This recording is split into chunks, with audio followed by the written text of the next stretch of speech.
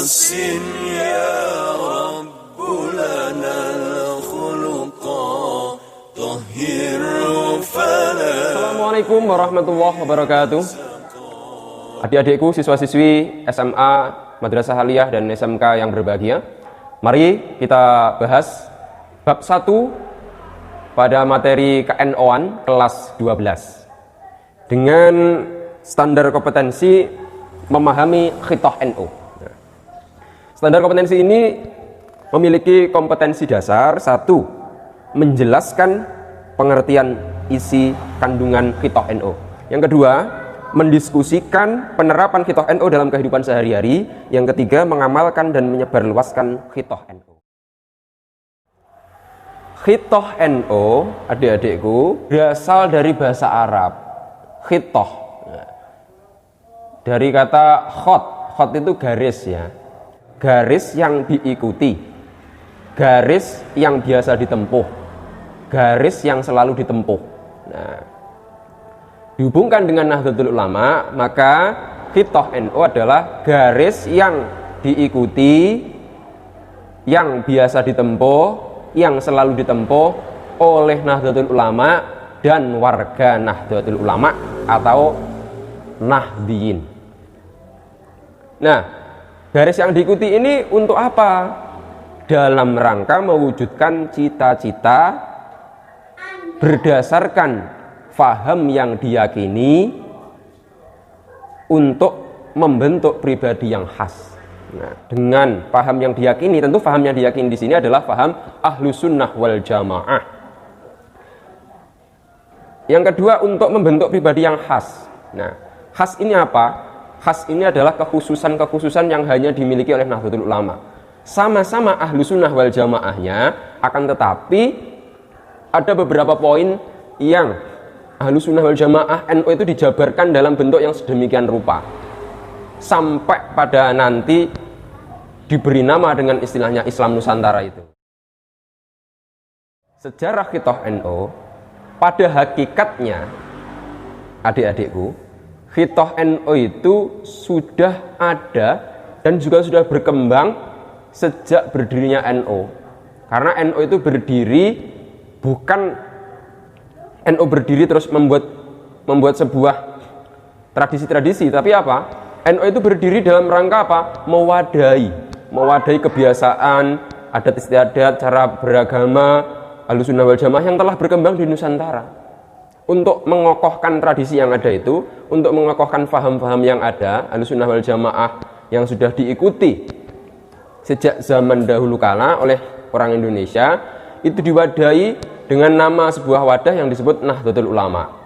Nah, makanya sangat sulit untuk menggoyangkan NU, karena NU itu berawal dari tradisi, berawal dari kebiasaan yang sudah melekat, mengakar dalam masyarakat, bukan NU yang melahirkan tradisi-tradisi itu. Nah, begitu. Namun, walaupun hakikatnya sudah ada sejak dulu, namun rumusan naskah khithah ini masih dirumuskan dan disahkan pada Muktamar ke-27 di Situbondo tahun 1984. Pada tahun 1979, Kiai Haji Ahmad Siddiq itu merancang atau menyusun buku kecil yang diberi judul Khithah Nahdiyah. Nah, dari buku kecil inilah direspon baik ternyata oleh warga Nahdiyin dan juga para pengurus Nahdlatul Ulama. Nah, setelah direspon baik, pada tanggal 12 Mei 1983, Nahdlatul Ulama, dalam hal ini PBNU, itu membentuk tim khusus, diberi nama tim 7 ya. Itu mengadakan pertemuan di Hotel Hasta Jakarta. Nah, dari situlah dirumuskan, disusun, dirancang hingga mendapatkan hasil sebuah buku yang berjudul Menatap NU Masa Depan. Nah, ini merupakan buku hasil dari merumus, mengembang, dan memperjuangkan gagasan NU. Dan buku ini mendapatkan respon bagus dari PBNU. Yang waktu itu Rois Amnya adalah Kiai Haji Ali Maksum. Bahkan sesepuh-sesepuh NU juga memberikan respon yang bagus untuk buku ini. Nah, Dari respon yang sangat bagus itu, pada tahun 1983 terjadilah Munas Nahdlatul Ulama di PP Asy-Syafi'iyah Asem Bagus, Situbondo, Jawa Timur. Kemudian berlanjut ke tahun 1984 terjadi Muktamar ke-27 di tempat yang sama di PP Syafi'iyah Asem Bagus Situbondo, dan berhasil menetapkan naskah Khithah NU sebagaimana yang bisa kita nikmati saat ini. Naskah Khithah Nahdlatul Ulama yang ditetapkan dalam keputusan Muktamar NU ke-27 tahun 1984 nomor 02/MNU 27/1984 berisi 9 butir utama. 1. Muqaddimah. 2. Pengertian. 3. Dasar-dasar paham keagamaan NU. 4. Sikap kemasyarakatan NU. 5. Perilaku yang dibentuk oleh dasar keagamaan dan sikap kemasyarakatan NU. 6. Ikhtiar-ikhtiar yang dilakukan NU. 7. Fungsi organisasi dan kepemimpinan ulama di dalam NU. 8. NU dan kehidupan bernegara. 9. Khotimah atau penutup. Nah, untuk isinya secara lebih lengkap akan saya bahas di video yang selanjutnya. Kita sebagai generasi penerus perjuangan NU tentu mendapatkan mandat untuk memperjuangkan Khithah NU ini. Sebagaimana dawuhnya Kiai Haji Hasyim Asy'ari, pendiri NU, ketika itu beliau berkata, barang siapa yang mengurus Nahdlatul Ulama maka akan aku akui menjadi santriku, dan barang siapa yang aku akui menjadi santriku akan aku doakan beserta keluarganya husnul khotimah. Sungguh doa apa lagi yang kita harapkan? Itu adalah doa doa puncak ya. Maka apa saja yang bisa kita lakukan dalam rangka menerapkan Khithah dan memperjuangkan ini? Dalam bidang keagamaan tentunya satu. Yang kedua, bidang kemasyarakatan. Ada 2 itu saja. Nah, dalam bidang keagamaan yang bisa kita lakukan ada 3 poin. 1. Mempelajari dan mendalami. Mempelajari dan mendalami Ahlussunnah wal Jamaah. 2. Mengamalkan ajaran Islam Ahlussunnah wal Jamaah. Yang ketiga, ikut berperan dalam menyebarkan ajaran dan amaliyah Nahdlatul Ulama. Jadi pertama kita wajib belajar. Kita sekolah di madrasah aliyah yang memiliki pelajaran ke-NU-an. Ini merupakan sebuah langkah nyata dalam mengamalkan Khithah NU. 1. Belajar aswaja itu sendiri. Nah, yang kedua, setelah belajar, jenengan semuanya itu harus mengamalkan. Setelah tahu, setelah belajar, diamalkan. Karena ilmu tanpa amal seperti pohon tanpa buah. Al ilmu bila amalin kasyajarati bila tamrin.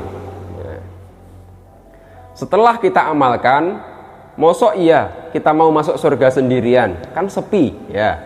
Maka kita harus mengajak orang lain untuk menyebarluaskan ajaran dan amaliyah Nahdlatul Ulama ini. Itu dalam bidang keagamaan. Yang kedua, dalam bidang kemasyarakatan. Nah, di dalam bidang kemasyarakatan, sesuai dalam isi Khithah, setidaknya sebagai penerus perjuangan Nahdlatul Ulama, sebagai generasi muda, kita harus memiliki dan menerapkan cara-cara. 1. Berpegang pada prinsip tawasud dan i'tidal. 2. Tasamuh. 3. Tawazun. Yang keempat, amar ma'ruf nahi mungkar. Apa itu tawasud dan i'tidal? Tawasud dan i'tidal itu artinya adalah, tawasud itu tengah-tengah. Tidak ke kanan dan tidak ke kiri, tengah-tengah. Ke kanan itu Islam garis keras, didik-didik mengkafirkan orang lain, menyalahkan orang lain, demo, wah, pertentangan. Islam kiri adalah Islam yang gelonoh, tidak Islami sama sekali.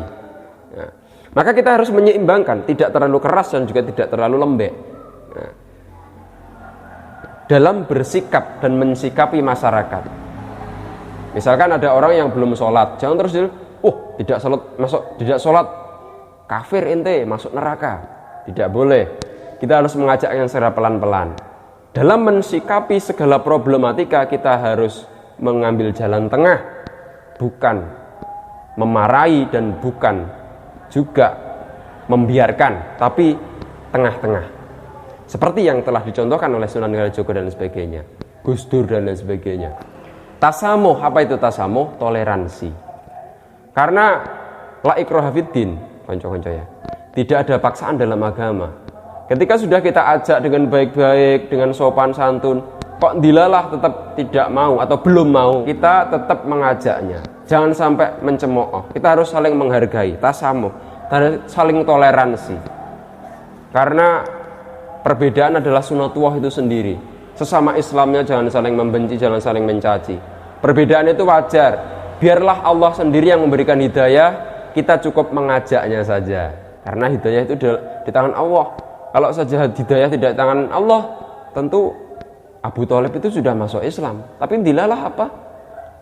Rasul sudah mengajaknya, tapi beliau tidak mau.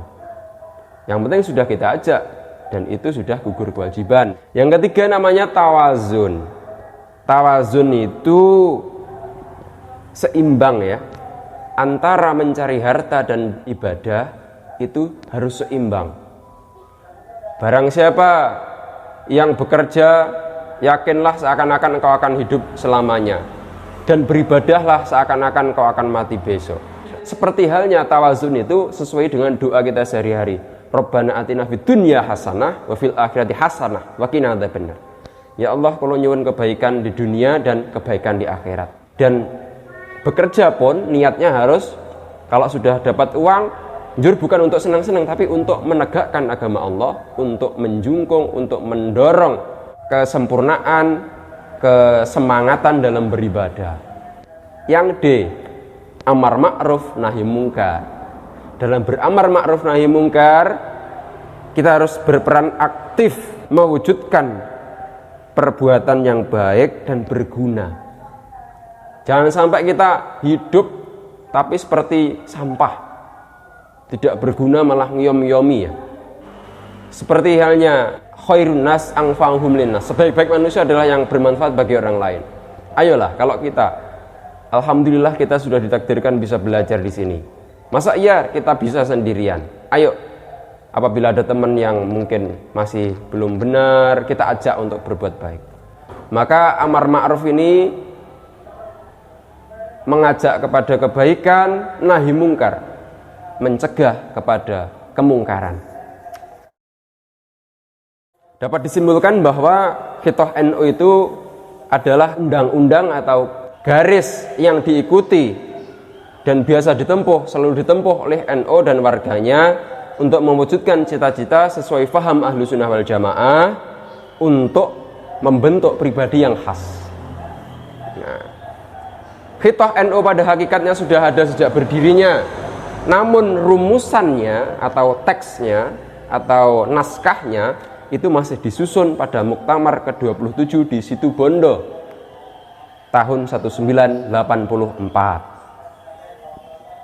Nah, sebagai generasi muda kita harus mengamalkan Khithah NU dalam bidang keagamaan dan dalam bidang kemasyarakatan. Dalam bidang keagamaan, belajar dan memahami aswaja, mengamalkan aswaja, mengajak orang lain atau menyebarluaskan ajaran aswaja, amaliyah dan tradisi Nahdlatul Ulama.